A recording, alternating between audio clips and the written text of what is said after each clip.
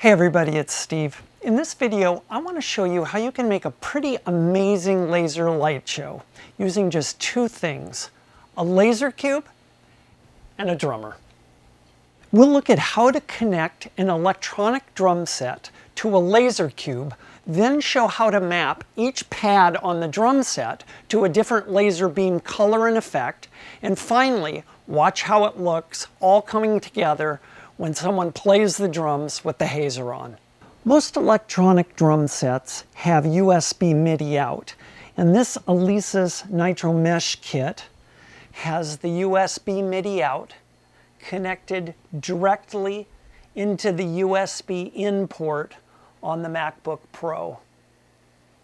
And up above the kit, we've got the LaserCube positioned so that it has a clean path for each beam to come down and hit the pads. And it's mounted on a crank-up stand behind the stage curtain.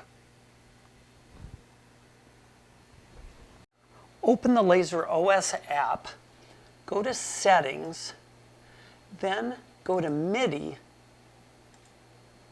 and as your MIDI input, you want to select your drum set. Now, go to the eDrum app and turn edit mode on. When you hit a drum pad, you'll see a pattern, and with the up and down and back and forth keys on the computer, you can position the pattern to map directly to the pad on the drum. And here you can change the color, and by hitting the T key, you can actually change it to different shapes. So you continue mapping each pad